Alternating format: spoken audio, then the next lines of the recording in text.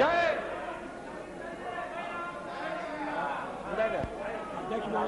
Yes. Please, your Prime Minister is speaking.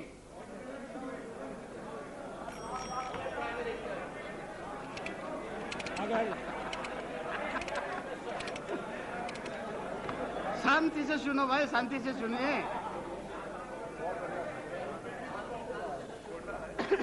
इस कोलाहल के बाद अगर सदन मुझे शांति से सुनने के लिए मन बना सके तो मैं बड़ा आभारी हूंगा।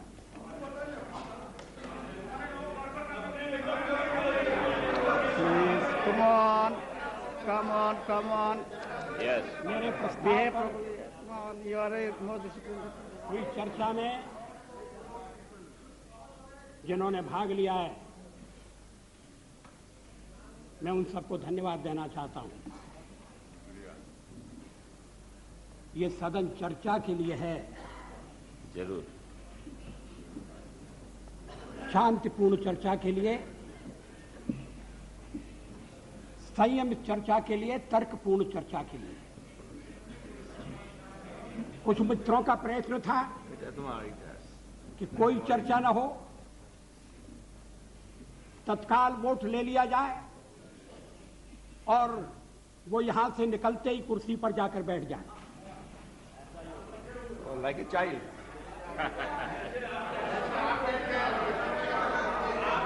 उधर से जैसे आवाज बैठ आ गए। रही है कि ऐसा ही होगा, जैसे आप बैठ गए और आवाज आ रही है कांग्रेस के बेंचों से। हमारे और मित्र थोड़ा सा सावधान रहें। अध्यक्ष महोदय, पार्लियामेंट में मैंने 40 साल गुजारे। ऐसे क्षण बार बार आए। जी रहे। सरकारें बनी हैं, बदली हैं,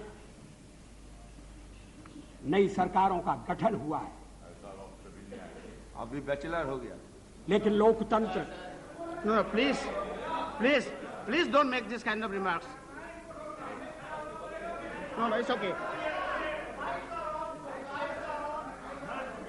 लेकिन हर कठिन परिस्थिति में से भारत का लोकतंत्र बलशाली होकर निकला है और मुझे विश्वास है कि इस परीक्षा में से भी बलशाली होकर निकलेगा।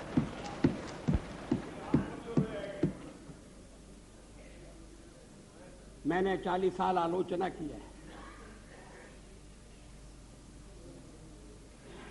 आज भी अधिकांश में आलोचना सुनना पड़ी है। मराठी में एक कहावत है, निंदका से घर असावे शेजारी। निंदक नियरे राखिए आंगन कुटी छवाए। निंदा करने वाले को पास में रखना चाहिए, चापलूस नहीं तो बिगाड़ देंगे। अगर निंदक रहेगा तो बिना साबुन और पानी के सफाई करता रहेगा। जिन मित्रों ने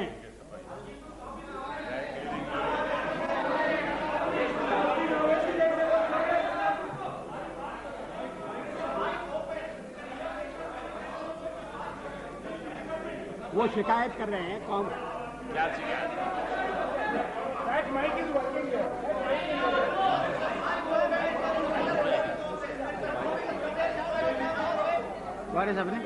अध्यक्ष महोदय,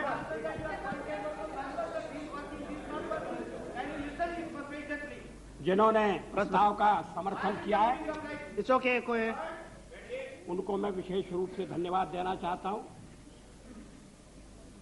समता पार्टी के नेता श्री जॉर्ज फर्नांडिस, शिवसेना के नेता श्री सरपोतदार, अकाली दल के नेता बरनाला जी और हरियाणा पार्टी के जयप्रकाश जी, इन सब ने प्रस्ताव का समर्थन किया है। जिन्होंने आलोचना की है, मैं उनकी आलोचना का उत्तर दूंगा, मगर मैं विशेष रूप से श्री मरसोली मारान, थिरु मरसोली मारान, उनका उल्लेख करना चाहता हूं।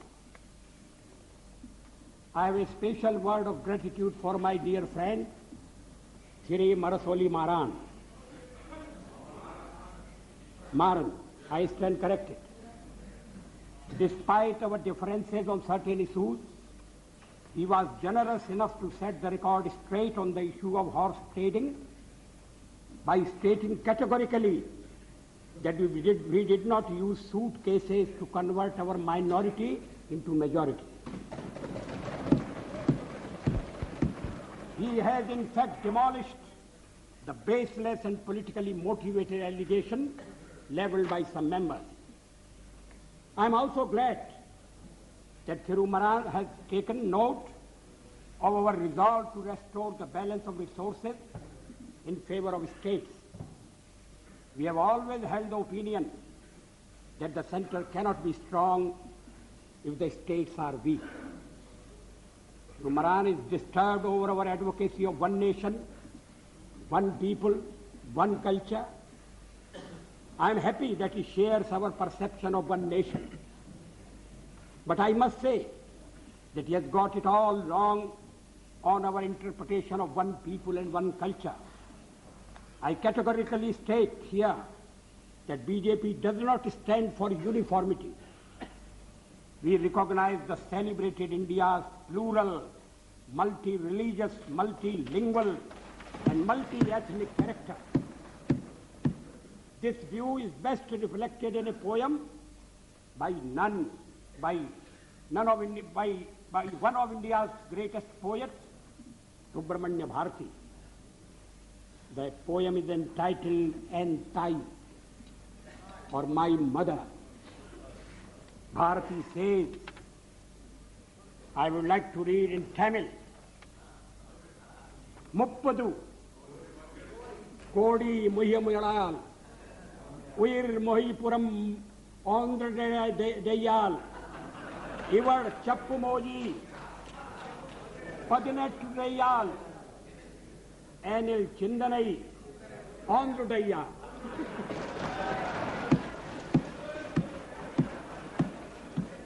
इसका मैं हिंदी में अनुवाद कर दूं. Thank you. This is not for the first time. I read something in Tamil in my address to the United Nations. इसका हिंदी अनुवाद इस प्रकार है. 30 कोटि, उस समय देश की आबादी 30 करोड़ थी. 30 कोटि मुखमंडल वाली है मेरी मां. एक है उसकी काया और आत्मा. भाषाएं वो 18 बोलती है, किंतु एक है उसका चिंतन.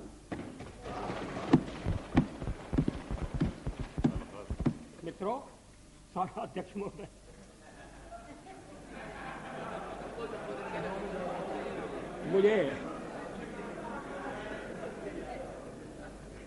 मुझ पर आरोप लगाया गया है और यह आरोप मेरे हृदय में घाव कर गया है. आरोप यह है कि मुझे सत्ता का लोभ हो गया है और मैंने पिछले 10 दिन में जो कुछ किया है वो सत्ता के लोभ के कारण किया है. अभी थोड़ी देर पहले मैंने उल्लेख किया कि मैं 40 साल से सदन का सदस्य हूं. सदस्यों ने मेरा व्यवहार देखा है, मेरा आचरण देखा है. जनता दल के मित्रों के साथ मैं सत्ता में भी रहा हूं. कभी हम सत्ता के लोभ से गलत काम करने के लिए तैयार नहीं. यहां श्री शरद पवार बैठे हैं. जब मेरे मित्र जसवंत सिंह जी भाषण कर रहे थे तो शरद पवार नहीं थे. वो जसवंत सिंह जी कह रहे थे कि किस तरह से शरद पवार ने अपनी पार्टी तोड़कर हमारे साथ सरकार बनाई थी, सत्ता के लिए बनाई थी या महाराष्ट्र के भले के लिए बनाई थी, ये अलग बात है, मगर उन्होंने अपनी पार्टी तोड़कर हमारे साथ सहयोग किया. मैंने तो ऐसा कुछ नहीं किया. बार बार इस चर्चा में स्वर जनाए सुनाई दिया है कि वाजपेयी तो अच्छा है मगर पार्टी ठीक नहीं।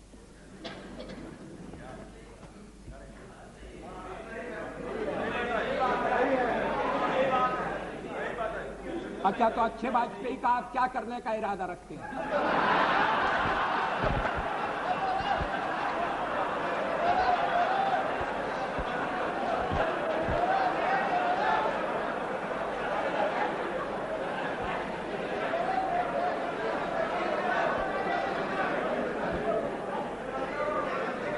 अध्यक्ष महोदय, मैं नाम नहीं लेना चाहता, मैं शरद जी का भी नाम नहीं लेना चाहता,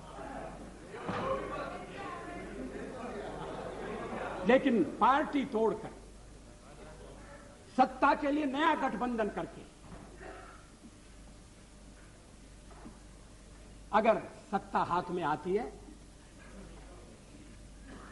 तो मैं ऐसी सत्ता को चिमटे से भी छूना पसंद नहीं करता। न भी तो मरणादस्मि केवलम दूषितो यशः। भगवान राम ने कहा था, मैं मृत्यु से नहीं डरता, अगर डरता हूं तो बदनामी से डरता हूं, लोकापवाद से डरता हूं। 40 साल का मेरा राजनीतिक जीवन खुली किताब है, लेकिन जनता ने जब भारतीय जनता पार्टी को सबसे बड़े दल के रूप में समर्थन दिया तो क्या जनता की अवज्ञा होनी चाहिए? जब राष्ट्रपति ने मुझे बुलाया और सरकार बनाने के लिए बुलाया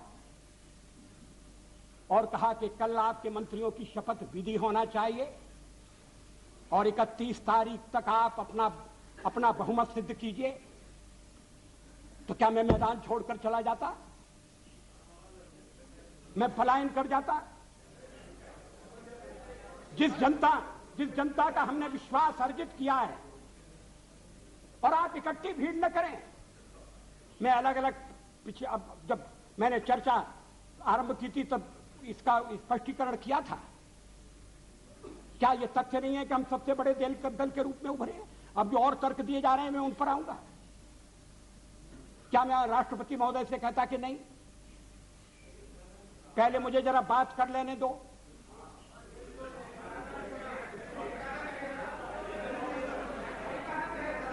जब वो कह रहे हैं कि कल शपथ विधि होगी और मुझे समय दे रहे हैं 31 तारीख तक का, तो मैंने कहा कि 31 तारीख के जो समय दिया जा रहा है उसका मैं सदुपयोग करूंगा, अन्य दलों से चर्चा करूंगा, उनका समर्थन प्राप्त करने का प्रयास करूंगा, एक कॉमन प्रोग्राम के आधार पर हम आगे बढ़ सकें, इस तरह का वातावरण बनाने की कोशिश करूंगा।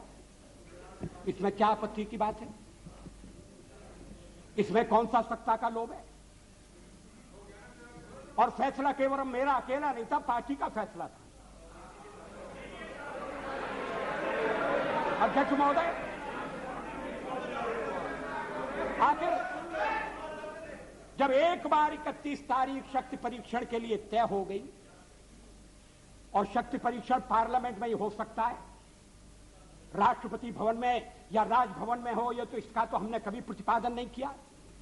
तो सदन की बैठक बुलाना जरूरी था, सदन की बैठक में राष्ट्रपति का अभिभाषण जरूरी था।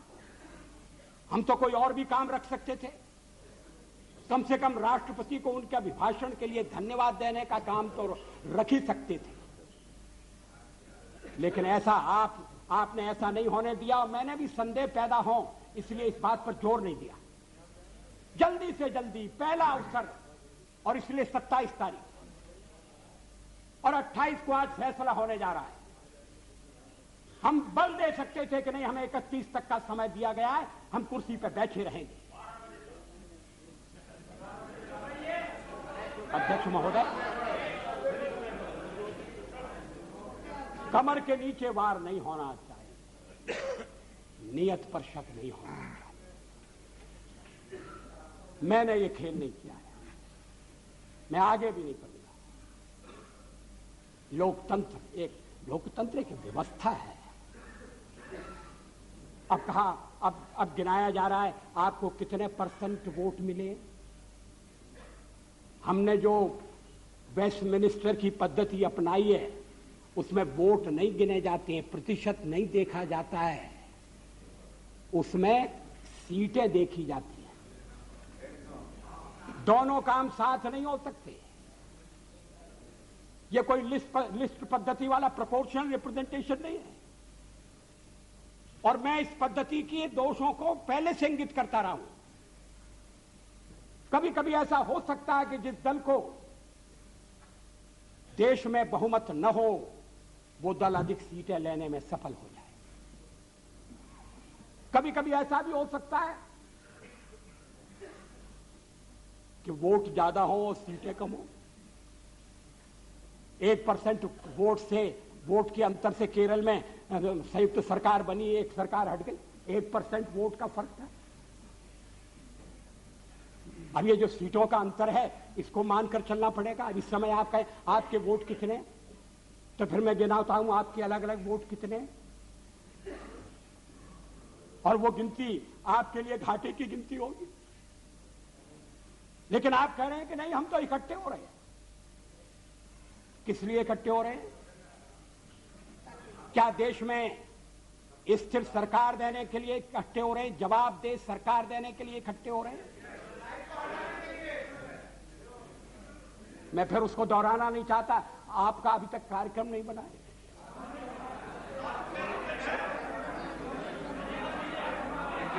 उस कार्यक्रम को लेकर आप जनता के पास नहीं गए। जिस जनादेश की आप बात कर रहे हैं, % वोट की बात कर रहे हैं, वो अलग अलग प्रदेशों में मिला है, अलग अलग कारणों से मिला है। तमिलनाडु में मेरा तो कोई झगड़ा नहीं था डीएमके से, लड़ाई तो कांग्रेस से थी। और यही स्थिति आंध्र में हुई। आंध्र में हम तो लड़ाई में कहीं नहीं थे, लड़ाई हो रही थी कांग्रेस के साथ, और कहते जनाधिकार हमारे खिलाफ चला गया। ये कैसा जनाधिकार है? आप कहिए, आप कह रहे हैं, दबे दबे कह रहे हैं, साफ साफ कहिए, खुलकर कहिए कि हम किसी भी कीमत पर आपको सत्ता में नहीं आने देंगे। ये भाषा ठीक नहीं है। इस भाषा के पीछे जो भावना है वो और भी गलत है। हिटलर का हुआ खड़ा किया जा रहा है इस सदन में। फासिस्ट वाद पैदा हो रहा है। इस तरह की यहां जो पहली बार सदन में आए, जिन्हें सदन की मर्यादा का भी पता नहीं है, वो इस तरह की भाषा बोल रहे हैं। मैं 40 साल से हूं पार्लियामेंट में। हम दल के रूप में काम कर रहे हैं, लोकतंत्र के आधार पर कर रहे हैं। हम चुनाव लड़ते हैं।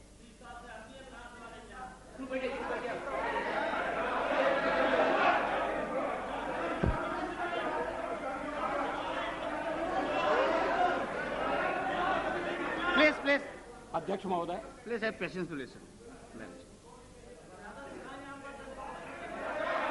गठबंधन बनाकर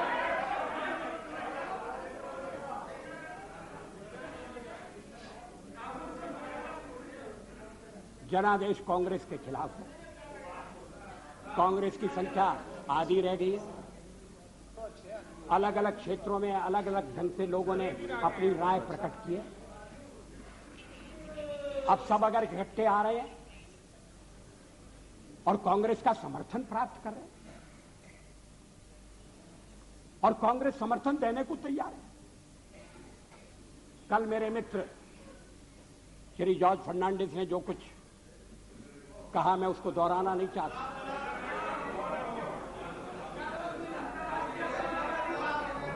अगर आप चाहें तो फैसला कर सकते हैं कि भाई हमने एक दूसरे को गाली दी होगी, मगर चलो छोड़ो, आज तो सबको मिलकर बीजेपी को गाली देना है।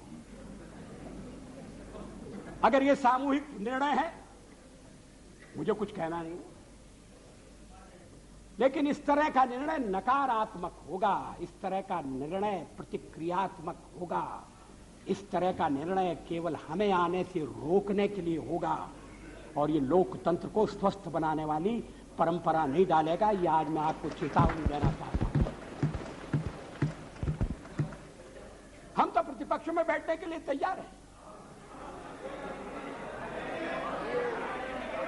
अध्यक्ष महोदय, जब मैं राजनीति में आया मैंने कभी सोचा भी नहीं था कि मैं एमपी बनूंगा। मैं पत्रकार था और ये राजनीति, जिस तरह की राजनीति चल रही है, मुझे रास नहीं आती।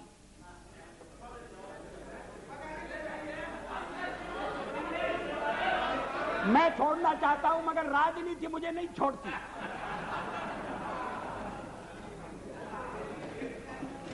विरोधी दल का नेता हुआ,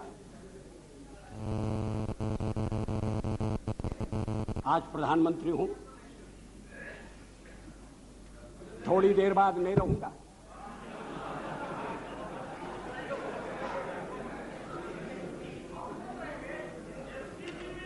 प्रधानमंत्री बनते समय कोई मेरा हृदय आनंद से उछलने लगा, ऐसा नहीं हुआ।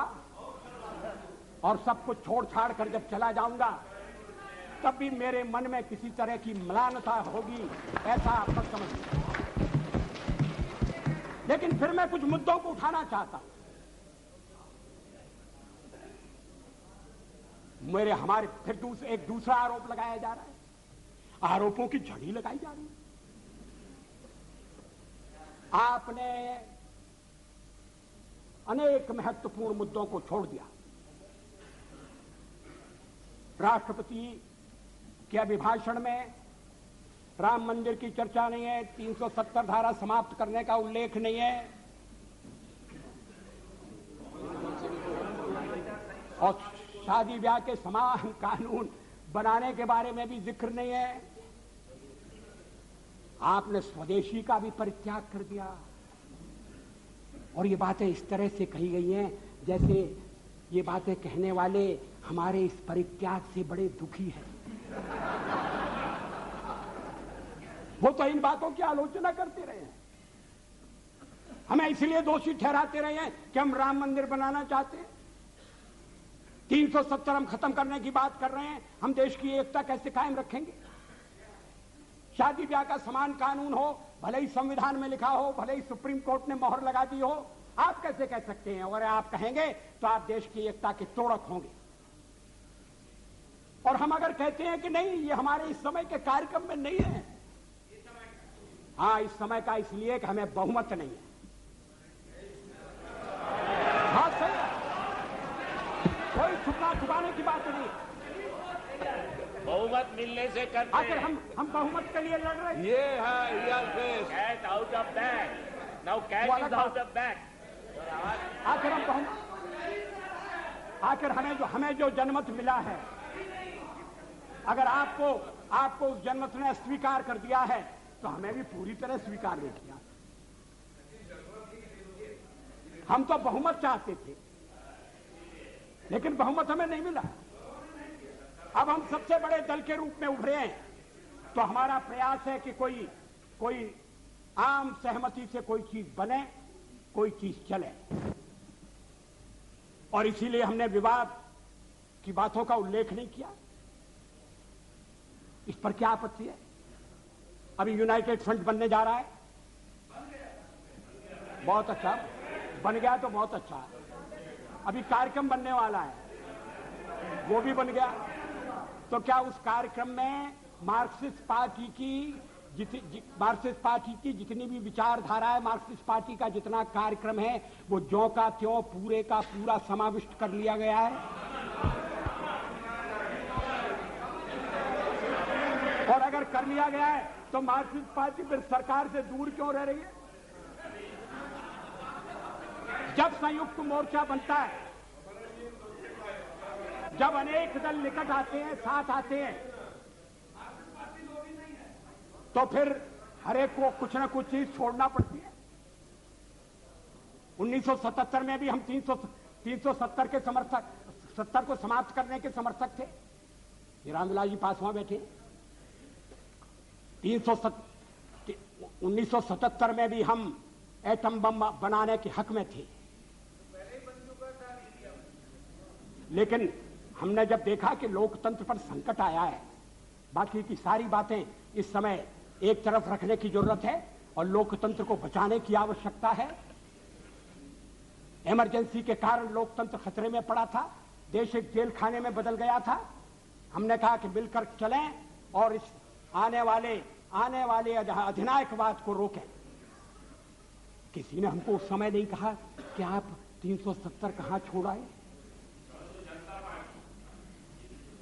किसी ने नहीं कहा और ठीक नहीं कहा। जब आप संयुक्त मोर्चा बनाएंगे तो हर एक पार्टी को थोड़ा थोड़ा अपना छोड़ना पड़ेगा, अपना थोड़े अपने विचारों को, कार्यक्रमों को अलग रखना पड़ेगा। और राष्ट्रपति ने अगर 31 तारीख तक का समय दिया तो इसीलिए दिया, राष्ट्रपति को मालूम था कि मेरा बहुमत नहीं है, लेकिन बड़ी पार्टी के रूप में उन्होंने बुलाया और 31 तक का समय दिया और दलों से बात करो, विचार विनिमय करो, इस बात का प्रयत्न करो कि कोई स्थिर सरकार बन जाए, स्थायी सरकार बन जाए। ये और देशों में भी होता है और ये होने लगा था। इसलिए कि आपने सबसे ज्यादा टांग अड़ाई।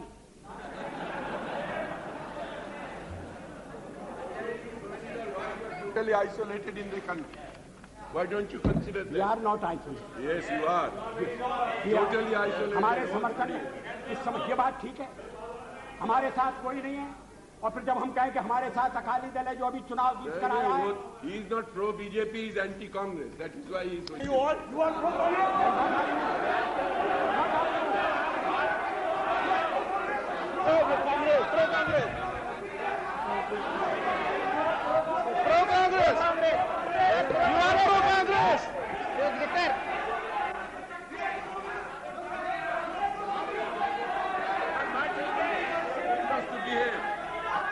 You ask your members to behave. You are here 40 years, I am also here for 25 years.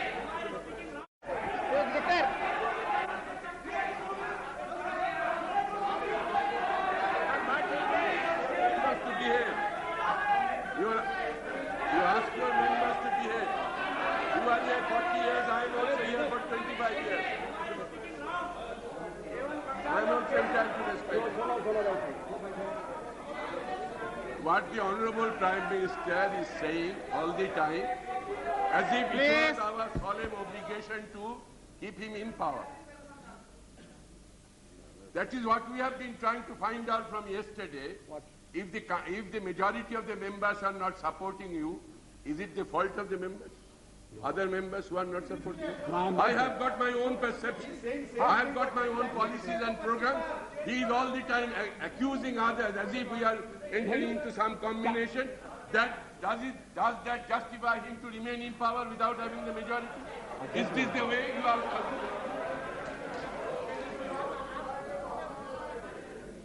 कल से मैं आलोचना सुन रहा हूं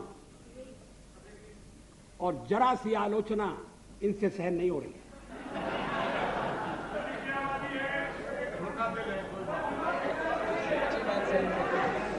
अगर मतदाता ने किसी एक दल को स्पष्ट बहुमत नहीं दिया तो क्या मेरा दोष है? और हमें सबसे बड़ी पार्टी के रूप में काम करने का अवसर दिया क्योंकि लोग परिवर्तन चाहते थे, यह भी हमारा दोष है। मेजॉरिटी। Acharya please. अध्यक्ष महोदय, मैं पश्चिम बंगाल की बात नहीं कर रहा हूं। मैंने कल उसका उल्लेख किया था, किस तरह से सीटें घटी हैं, किस तरह से वोट घटे, वो बात अलग है। Come back to power with 2/3 majority. Don't forget. For the fifth मगर कम time. हुआ। For the fifth time. I think it's It's a okay. world record. Mr. Chatterjee, please let the Prime Minister speak. अध्यक्ष महोदय, ये बात मेरी समझ में नहीं आती। अरे आप साफ हो जाओगे भाई। Please. कि जो दल अलग अलग चुनाव लड़े थे, About the point. जो दल अलग अलग चुनाव लड़े थे, एक दूसरे के विरुद्ध चुनाव लड़े थे, वो अब साथ आने के बाद ये कह रहे हैं कि मैंडेट मिला है बीजेपी के खिलाफ, नहीं लड़ी। और उसके लिए 82% लोगों ने वोट दिया है। ये विचित्र तर्क दिया जा रहा है। आप यूनाइट कर चुके हैं, ये बहुत अच्छी बात है, हमारे सामने नहीं। अरे बस तो आप क्यों भाजपा है? देखो 2 दफे जीत का, दो पार्लियामेंट से जीत का है। Prime Minister, to ill or not to ill? मैं आज भाजपा है। दादा, ये they don't listen to you. What is that Why you I'm want? trying to help them, they don't listen. What do you want? What do you want? You want that till 31st. What is that you propose? आप तो आ जाओ।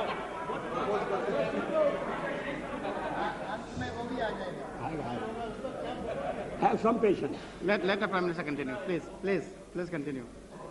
मगर इतनी चर्चा चली, पहले तो आप चर्चा ही नहीं चाहते थे, और चर्चा चली तो सदस्यों ने रुचि ली और अच्छी बहस हुई, और निर्णय का वक्त आ जाएगा, आ गया। अभी भी आपको परेशानी हो रही है इतनी जल्दी सत्ता में जाने की।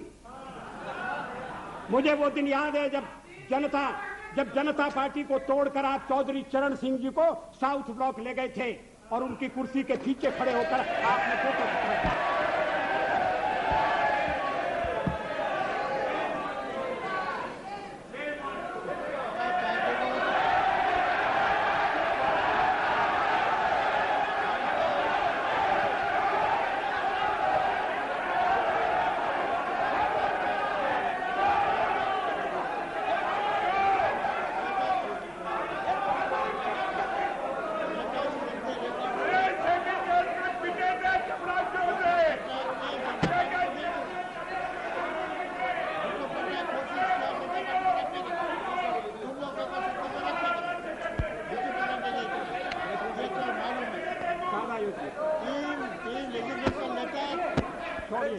तोड़ने का काम किया क्या? मैंने तो अध्यक्ष महोदय, मैंने चढ़ दिया। अरे mister Patnaik, Mr. Patnaik, prime minister बोल रहे हैं। Mr. Patnaik, please sit down. Let the Prime Minister continue, please.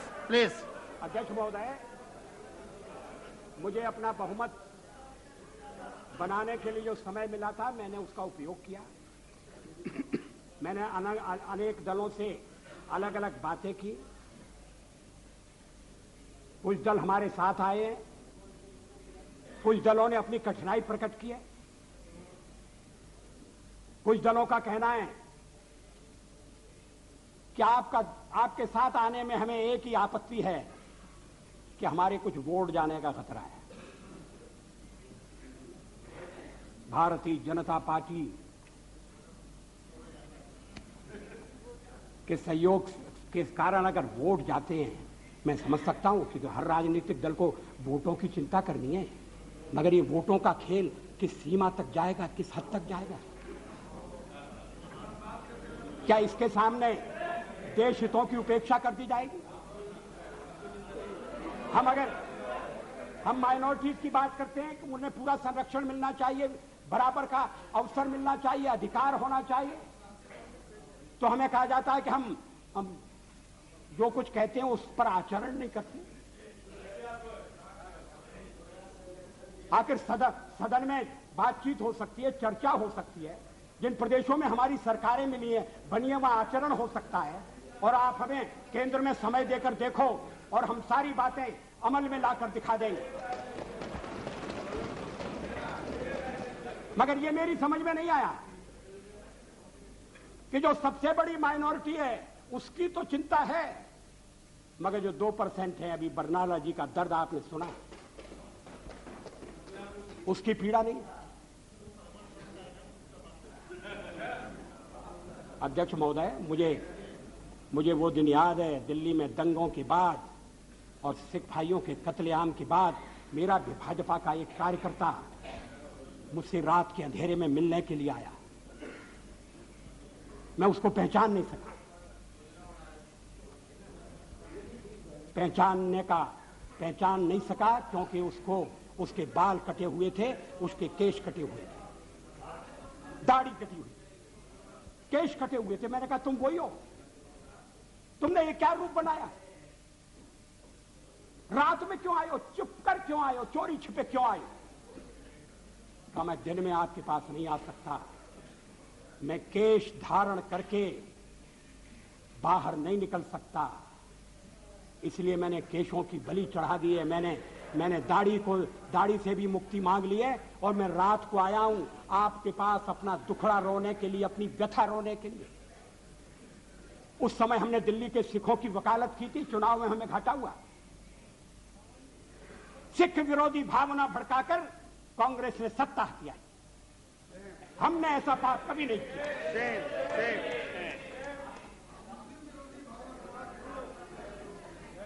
दोनों गलत है, मगर आप सिखों पर हुए अत्याचार की निंदा नहीं करते?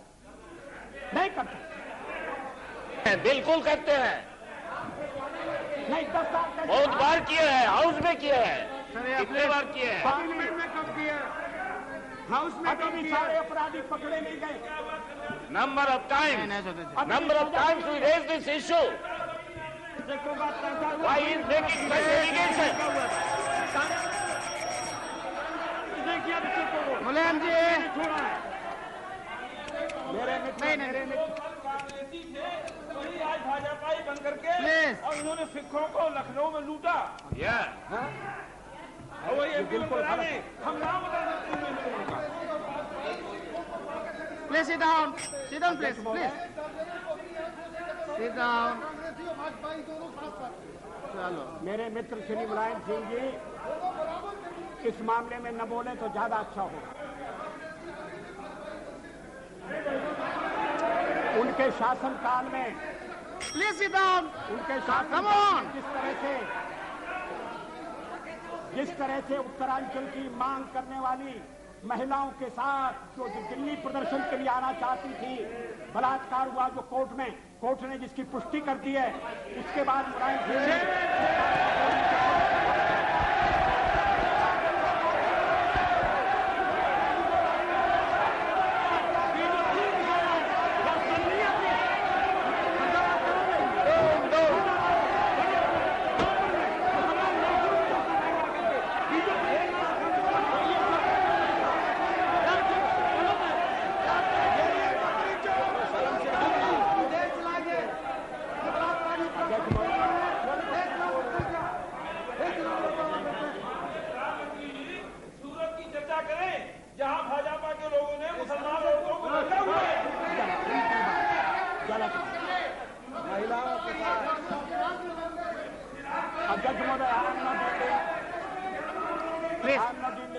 Please sit down. You have made your point. Please, no. Please sit down. No. ये सभी मित्र कल से लेकर आज तक बोलते रहे। अब मेरी बारी आई है तो ये मेरा मुंह बंद करना चाहते हैं, ये होने वाला नहीं है। और अगर संख्या बल के आधार पर ये करने का आप प्रयास करेंगे तो हमें सदन के बाहर ये विचारों की लड़ाई ले जाना पड़ेगी।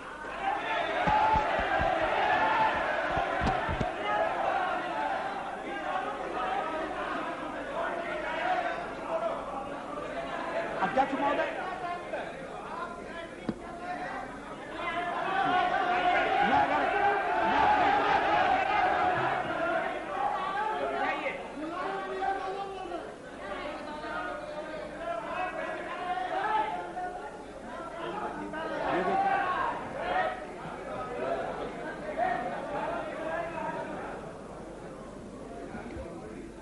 अध्यक्ष महोदय,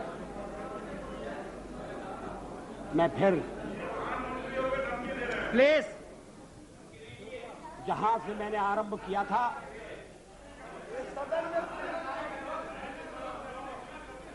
वहां अपने भाषण को ले जाना चाहता हूं। देश में ध्रुवीकरण नहीं होना चाहिए,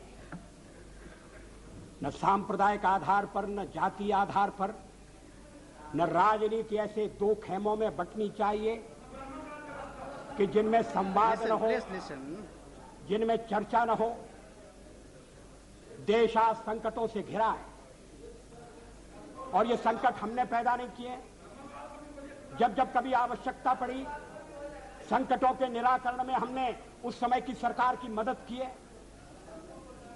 उस समय के प्रधानमंत्री नरसिंह राव जी ने भारत का पक्ष रखने के लिए मुझे विरोधी दल के नेता के नाते जेनेवा भेजा था और पाकिस्तानी उसे देखकर चमत्कृत रह गए। उन्होंने कहा कि ये कहां से आए हैं, क्योंकि उनके यहां विरोधी दल का नेता ऐसे राष्ट्रीय कार्य में भी सहयोग देने के लिए तैयार नहीं होता। वो हर जगह अपने सरकार को गिराने के काम में लगा रहता है। ये हमारी परंपरा नहीं है, ये हमारी प्रकृति नहीं है और मैं चाहता हूं ये परंपरा बनी रहे, ये प्रकृति बनी रहे। सत्ता का खेल तो चलेगा, सरकारें आएंगी जाएंगी, पार्टियां बनेगी बिगड़ेंगी, मगर ये देश रहना चाहिए, इस देश का लोकतंत्र अमर रहना चाहिए। क्या ये आज के वातावरण में कठिन काम नहीं हो गया है? ये चर्चा तो आज समाप्त हो जाएगी, मगर कल से जो अध्याय शुरू होगा उस अध्याय पर थोड़ा गौर करने की जरूरत है। ये कटुता बढ़ना नहीं चाहिए। मैं नहीं जानता यूनाइटेड फ्रंट ने श्री देवेगौड़ा को किस आधार पर अपना चौथे नंबर का नेता चुना है। वो यूनाइटेड फ्रंट की फर्स्ट चॉइस नहीं थे, वो तो फोर्थ चॉइस थे। मगर जो इनकी फोर्थ चॉइस थे अब वो देश की फर्स्ट चॉइस होने वाले हैं। मैं समझ सकता था नहीं, और उसका कारण ये है, अध्यक्ष महोदय मुझे खेद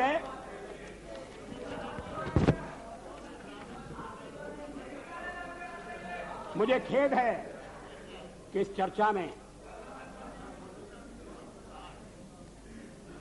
ऐसे संगठनों का नाम लिया गया, उन्हें यहां घसीटने की कोशिश की गई, जो स्वतंत्र संगठन है, जो अपने राष्ट्र निर्माण में चरित्र निर्माण के काम में लगे।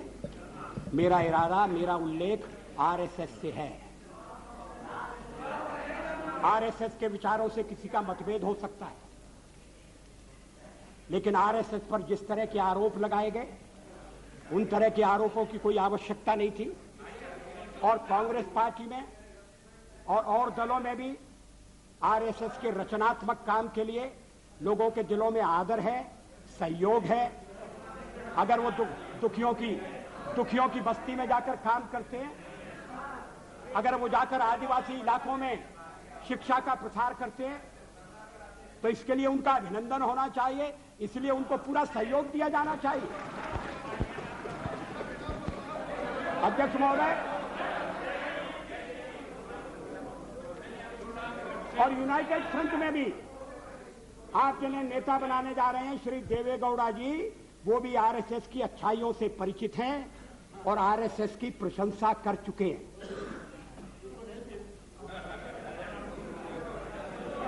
अभी आरएसएस की 20th एनिवर्सरी हुई थी।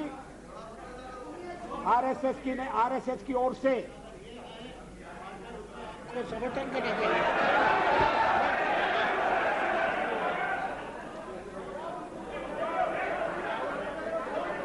अध्यक्ष महोदय, अब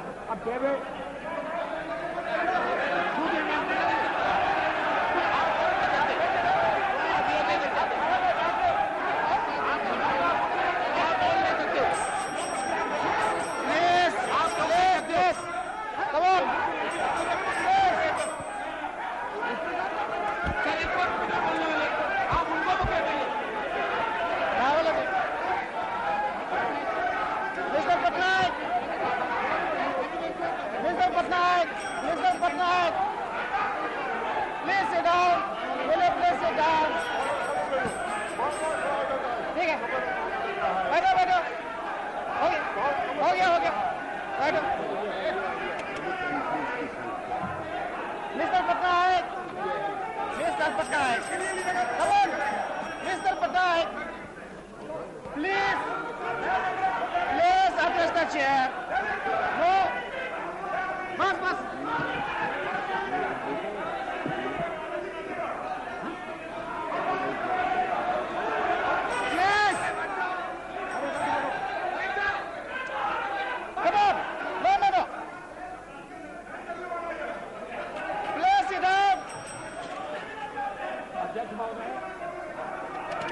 अरे क्या हो रहा है?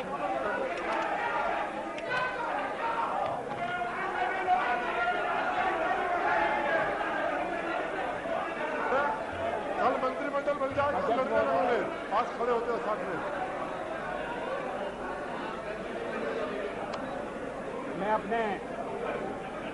मैं अपने दल के सदस्यों से कहना चाहता हूं। हो गया भाई, हो गया। Enough, enough.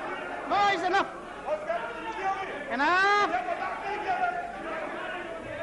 ये एक और था जिसमें हमारे दलित कितने थे, ये नहीं है।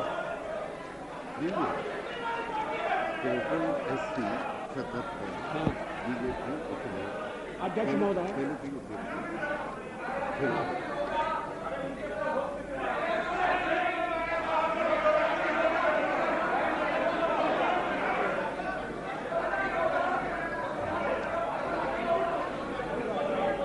अध्यक्ष महोदय,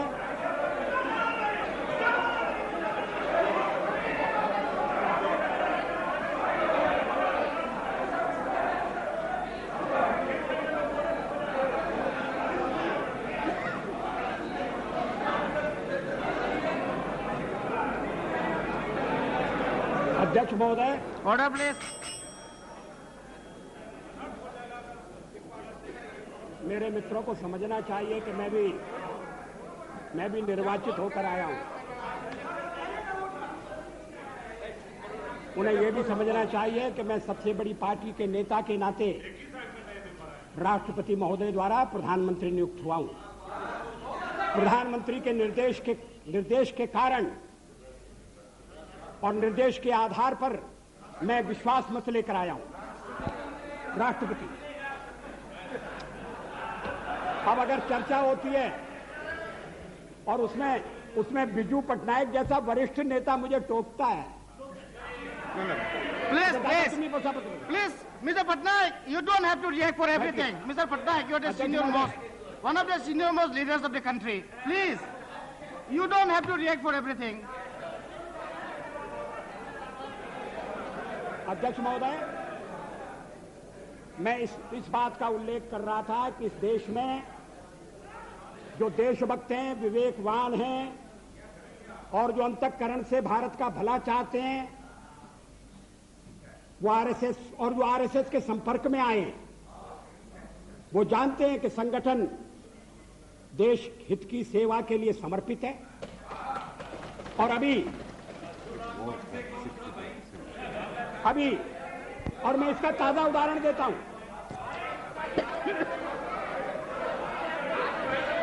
मैं इस बात का उल्लेख नहीं कर रहा कि चीनी आक्रमण के बाद पंडित नेहरू के नेतृत्व में रिपब्लिक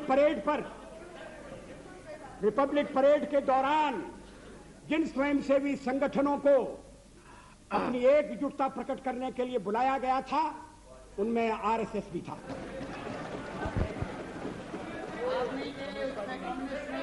स्वर्गीय, उसमें कम्युनिस्ट नहीं थे। कम्युनिस्ट तो क्या भूमिका अदा कर रहे थे, मैं कहना नहीं चाहता।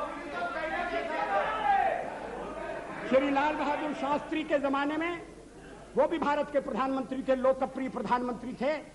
जब देश पाकिस्तान के साथ हमारी लड़ाई हुई और उन्हें दिल्ली में कंट्रोल करने के लिए और ऐसे शिक्षित लोगों की आवश्यकता थी, तो आरएसएस के स्वयंसेवक या कंट्रोल करते थे, ट्रैफिक को कंट्रोल करते थे। किसी ने उन पर आपत्ति नहीं की। अभी इमरजेंसी के खिलाफ अभी बेंगलोर में एक सम्मेलन हुआ था और जिसको संज्ञा दी गई थी सेकंड फ्रीडम स्ट्रगल की, और उसमें श्री देवेगौड़ा उपस्थित थे। उन्होंने जो भाषण दिया उसका अंश मेरे पास है। मैं कोट कर रहा हूं, RSS is a spotless organisation In my 30 years, वो तो देवे गौड़ा जी तो यहाँ है नहीं।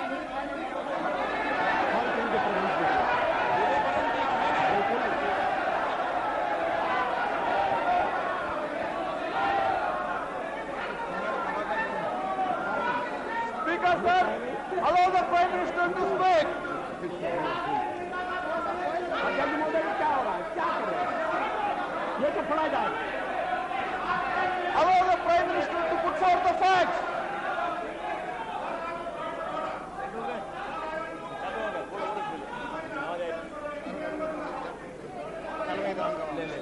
Why don't you take out your rule book? Why don't you take out your procedural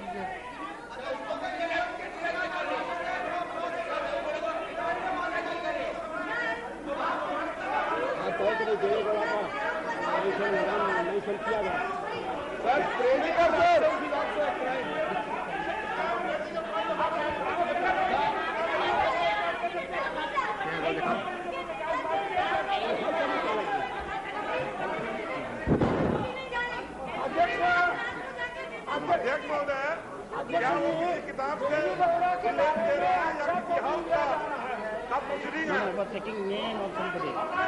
What is the rule about taking name of somebody?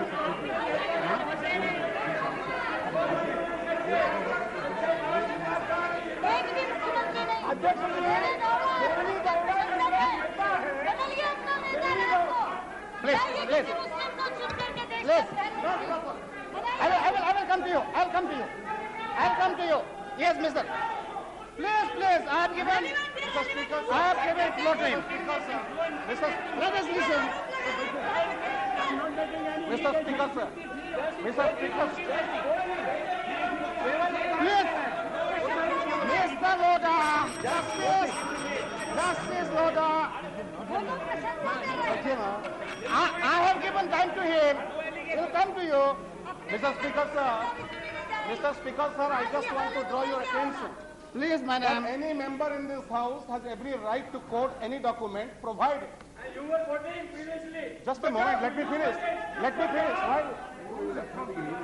Mr. Speaker, sir, but without any document, before authentication and before your prior permission, and that too, if any person is absent about him, nothing should be made public because he has no right to reply to this house, sir. Therefore, the Honorable Prime Minister, who was telling that he is having 40 years... Come on, under what rules? So he is quoting one document. Your point of order is under what rules? I said already... Come on. 115, sir.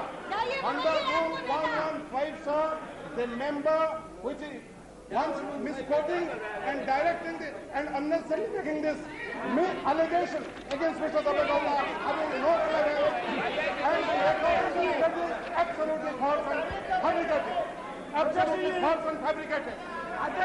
He is trying to malign Mr. Davegaula in a manner that he is trying to make confusion among the United Front. That is his intent, sir. And the Honorable Prime Minister should not go because he was talking below the debate. He is very much going to the debate. Sir, it has appeared But again, I am trying to several newspapers in Bangalore which Mr. can Speaker, sir. authenticate the statement of Deve Gowda where he said about RSS, Nishkalanka Charitrena Deve Gowda. I can give you Kannada Prabha to Indian Mr. Express Speaker, sir. and it is authenticated. It is quoted from newspaper. What is nothing in it? What is Speaker, sir. nothing in it? Wait, Speaker, sir, it's gone published in almost all the newspapers of Karnataka. Sir, he is finished. I will allow you. One by one, please. One by one. Mr. Ahmed, I will come to you. Listen. Speaker, sir, I draw your attention. What happened to your ears? Do you have ears? Have you got ears or not? Come on. Sit down. I have given him the permission to speak first. Sir, I draw your attention to Rule 353. No allegation of a deformity or It is not an shall be made by a member against any person unless the member has given adequate advance notice to the Speaker and also to the Minister concerned so that the Minister may be able to make an rule. Not only minister, members also.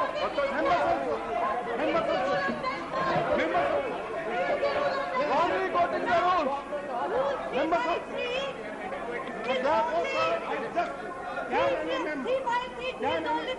Chair can assist us also in this matter.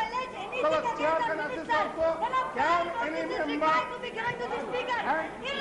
Yes, exactly. Rule पढ़ते नहीं है, एक rule 3-5-3 पढ़ा है। अरे rule पढ़िए ना, आप पढ़ा रहे हैं। ठीक है, आप पढ़िए ना। हमने मैं आ रहा हूँ, ठीक है, आप पढ़ लीजिए, ठीक है। What are the statements Prime Minister is telling? Mr. Minister, almost all the newspapers of Karnataka. Honorable Speaker.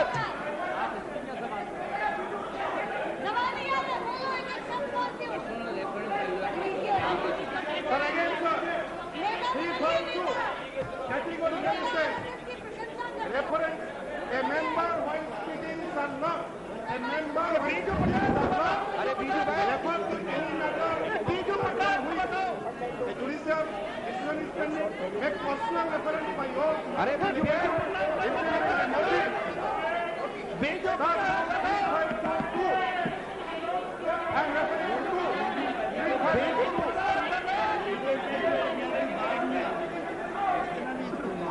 Rule 352.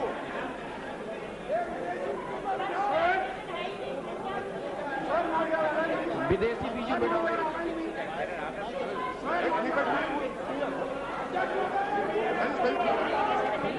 Yes. Have you finished? Mr. Jaina, have you finished? Anyway, you are finished.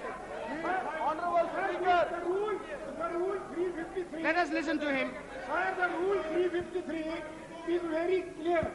No allegation of Questions to be decided. You know, I think it will be.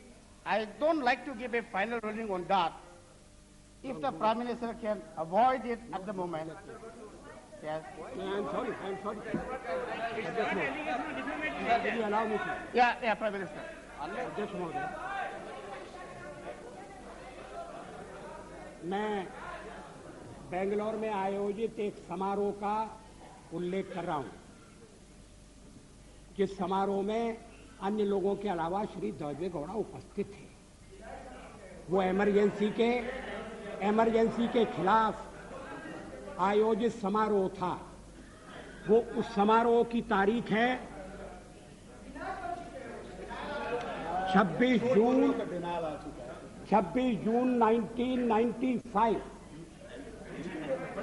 अगर श्री देवे गौड़ा का बयान गलत होता, अगर जो अखबार में छपाए और क्या सब अखबारों में गलत बयान छपता? आप सुनिए। No, please. अध्यक्ष महोदय, इस बयान का कोई खंडन नहीं आया। श्री देवे गौड़ा अगर इस बयान को गलत समझते, अगर ये मिस रिपोर्ट हुआ है तो खंडन भेज सकते थे, क्लैरिफिकेशन भेज सकते थे। ऐसा तो उन्होंने नहीं किया। अब अध्यक्ष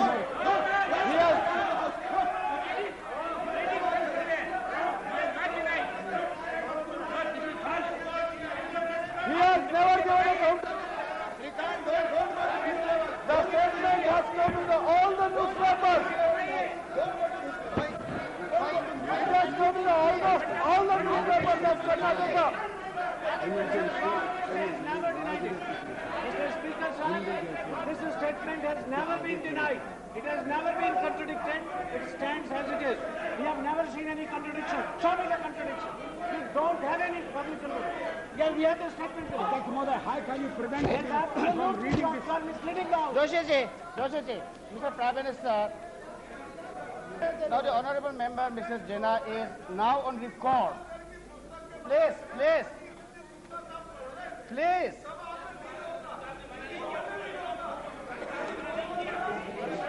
अरे सुनो भाई, क्या आप लोग क्या बात कर रहा है? Please tell them. Sir, we have an audio and video cassette of that program. We have the audio and video cassette of that program. What he is saying. I'm ready to submit in the House the audio and video cassette of the program. Where Devegowda says we have an audio and video cassette. What he's talking about? Yes, we are. He's misleading the House. I can give you the audio and video cassette of the program. The House should not come to this level. I can give the audio and video cassette. हमने programme किया, we organized the program. He came to our office. I have the audio and video cassette. I didn't give it to them.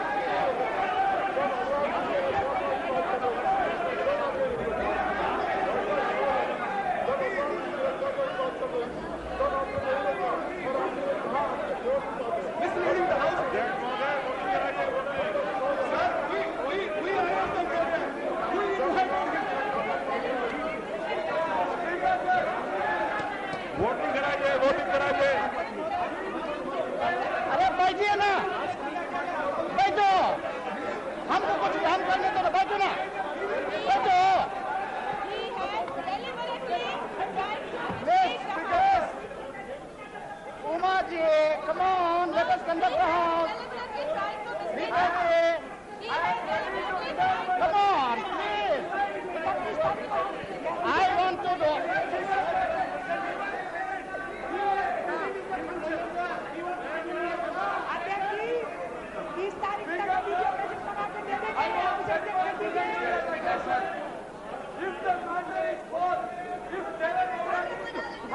No minister. No minister is speaking.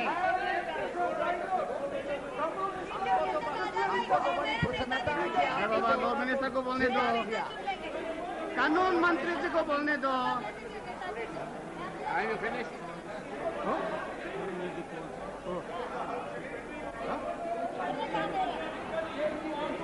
भाई साहब एक और तो आप विरोध करते हैं सर, एक थोड़ा जो भी आ रहे थे अभी दिया। We have already contradicted. We have already contradicted, but if the Prime Minister wants to read, let him read. जो आरएसएस का प्रशंसक है, आरएसएस की शाखा में गया हुआ है। Okay. All right.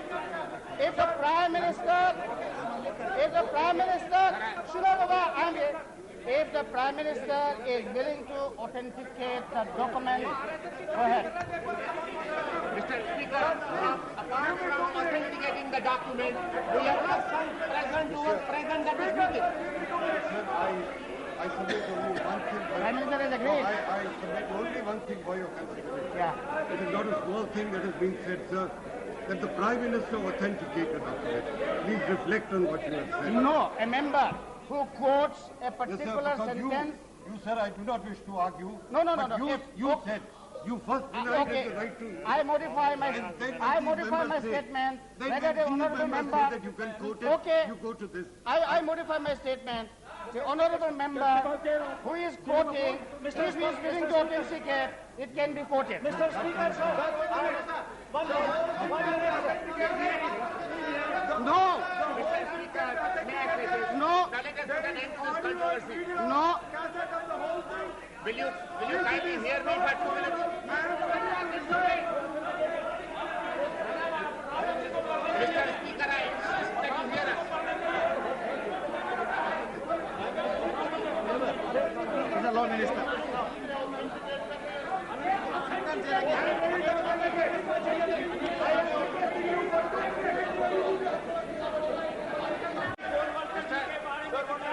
I have allowed the Prime Minister to quote it. Yes. He can quote. And he is doing it as a right, not by grace of anyone. He is reading this document as a matter of right, not as a matter of grace from anybody. I have allowed you, sir, to quote.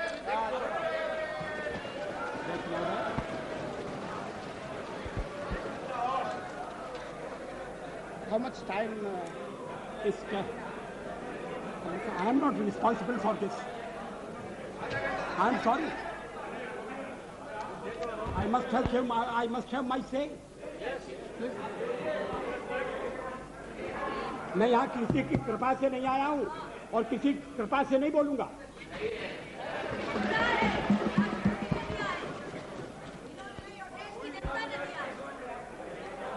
इस चर्चा में RSS का नाम मैंने नहीं लिया।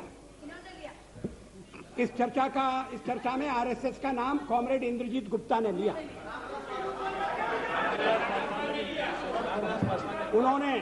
उन्होंने RSS के साथ हमारे संबंधों का भी निरूपण किया। अब आरएसएस के बारे में क्या राय है, और अगर श्री देवेगौड़ा जैसे व्यक्ति की राय है तो ये अभी तक क्या हुआ था?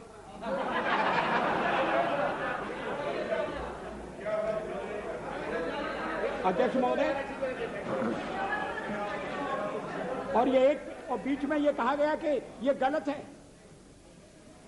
और उस समय मैंने निवेदन किया कि 26 जून 1995 का फंक्शन है, 1995 का 1977 के बारे में।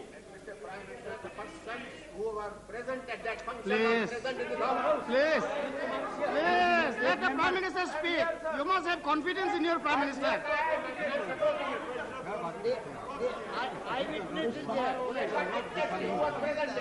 उस समारोह में ठीक है ना।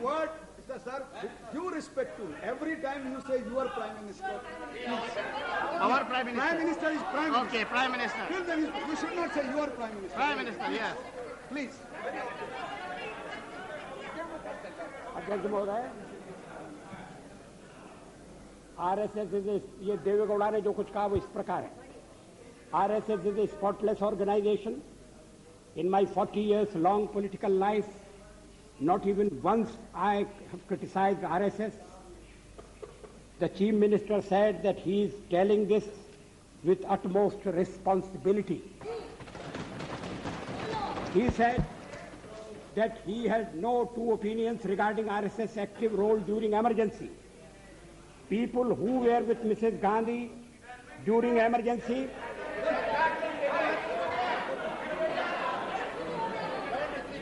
who praised her, who appreciated emergency, they are today with us and enjoying power. But RSS is the only organization without any black spot. Others have wavered this or that way, Shri Gowda said. अध्यक्ष महोदय, ये मैं देवेगौड़ा की निंदा के लिए नहीं कह रहा हूं। देवेगौड़ा ने आरएसएस का मूल्यांकन किया, सही मूल्यांकन किया, इसके लिए मैं उनकी प्रशंसा करना चाहता हूं। और आप चाहते हैं कि उनकी प्रशंसा भी सदन में न सुनी जाए, और किसी एक अखबार में नहीं छपा, तमाम अखबारों में छपा। और जैसा मैंने कहा उस समय किसी ने खंडन नहीं किया। अध्यक्ष महोदय, एक बात और इस चर्चा में कही गई जिसका मैं उत्तर देना चाहूंगा कि भारतीय जनता पार्टी को व्यापक जन समर्थन प्राप्त नहीं है। Cow belt, I don't know where ये काऊ बेल्ट है, काऊ बेल्ट का समर्थन है। जो काऊ बेल्ट जिससे कहा जाता है उसको इस तरह से सदन में उल्लेखित करना, किस क्षेत्र की आप बात कर रहे हैं? हरियाणा में हम हरियाणा में जीते, हमने कर्नाटक में समर्थन प्राप्त किया है, और ये ठीक है कि केरल में और तमिलनाडु में हम उतने शक्तिशाली नहीं है, मगर हमारा संगठन है। पश्चिम बंगाल में भी हमें 10% से थोड़ा कम वोट मिला हुआ है। अगर आप वोट की बात करते हैं तो फिर 10% वोट की बात करिए। इस सदन में एक व्यक्ति की पार्टियां, एक व्यक्ति की पार्टी, और वो हमारे खिलाफ जमघट करके और हमें हटाने का प्रयास कर रहे हैं। उन्हें प्रयास करने का पूरा अधिकार है, मगर है वो एक व्यक्ति की पार्टी। एकला चलो रे, और चलो एकला अपने चुनाव क्षेत्र से, और दिल्ली में आकर हो जाओ इकट्ठे रे। किस लिए इकट्ठे हो जाओ? देश के भले के लिए। स्वागत है। हम भी अपने ढंग से देश की सेवा कर रहे हैं। और अगर हम देशभक्त न होते और अगर हम निस्वार्थ भाव से राजनीति में अपना स्थान बनाने का प्रयास न करते, और हमारे इन प्रयासों के पीछे 40 साल की साधना है। ये कोई आकस्मिक जनादेश नहीं है, कोई चमत्कार नहीं हुआ है। हमने मेहनत की, हम लोगों में गए, हमने संघर्ष किया है। पार्टी 365 दिन चलने वाली पार्टी है। ये कोई चुनाव में कुकुर मुक्के की तरह से खड़ी होने वाली पार्टी नहीं है। और आज हमें अकारण कटघरे में खड़ा किया जा रहा है क्योंकि हम थोड़ी ज्यादा सीटें नहीं ले सके। हम मानते हैं हमारी कमजोरी है, हमें बहुमत मिलना चाहिए। राष्ट्रपति ने हमें अवसर दिया, हमने उसका लाभ उठाने की कोशिश की है, हमें सफलता नहीं मिली, वो अलग बात है। लेकिन हम फिर भी सदन में सबसे बड़े विरोधी दल के रूप में बैठेंगे और आपको हमारा सहयोग लेकर सदन चलाना पड़ेगा, इस बात को मत भूलिए। मगर सदन चलाने में और ठीक तरह से चलाने में हम आपको पूरा सहयोग देंगे, ये आपको आश्वासन देना चाहते हैं। मगर सरकार आप कैसी बनाएंगे, वो सरकार किस कार्यक्रम पर बनेगी, वो सरकार कैसी चलेगी, मैं नहीं जानता। लेकिन जहां तक दलितों का सवाल है, शेड्यूल कास्ट के टोटल मेंबर्स हैं 77 और उनमें से 29 मेंबर्स बीजेपी के चुने गए।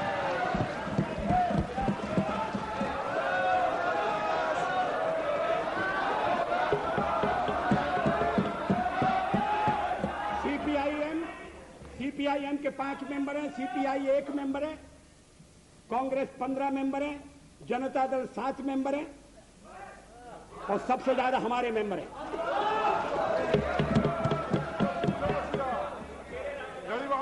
और एसटीसी में भी, शेड्यूल ट्राइब में भी total number of seat is 41, BJP 11। हमारा जनाधार नहीं है, हमें लोगों का व्यापक समर्थन प्राप्त नहीं है। अगर आप हमें छोड़कर सत्ता बनाना चाहते हैं और आप समझते हैं कि वो सरकार टिकाऊ होगी, मुझे तो उसके टिकने के लक्षण नहीं दिखाई देते। वो पहले तो उसका जन्म लेना कठिन है, जन्म लेने के बाद जीवित रहना कठिन है। और ये सरकार अंतर विरोधों में घिरी हुई देश का कितना लाभ कर सकेगी, ये एक प्रश्नवाचक चिन्ह है। हर बात के लिए आपको कांग्रेस के पास दौड़ना पड़ेगा। और जब आप उन पर निर्भर हो जाएंगे, अभी तो मैं नहीं जानता, पहले चर्चा हुई थी, कुछ शर्तें लगाई जा रही, फिर चर्चा हुई कि कोऑर्डिनेटिंग कमेटी बनाना पड़ेगी। फ्लोर पर भी हम लोग कोऑर्डिनेशन करते हैं, उसके बिना तो सदन नहीं चलता। आप सारा देश चलाना चाहते हैं, बड़ी अच्छी बात है, हमारी शुभकामनाएं आपके साथ हैं। हम अपने देश की सेवा के कार्य में जुटे रहेंगे। हम संख्या बल के सामने सर झुकाते हैं और आपको विश्वास दिलाते हैं कि जो कार्य हमने अपने हाथ में लिया है, वो जब तक राष्ट्रीय उद्देश्य पूरा नहीं कर लेंगे, तब तक विश्राम से नहीं बैठेंगे, तब तक आराम से नहीं बैठेंगे। अध्यक्ष महोदय, मैं अपना त्यागपत्र राष्ट्रपति महोदय को देने जा रहा हूं।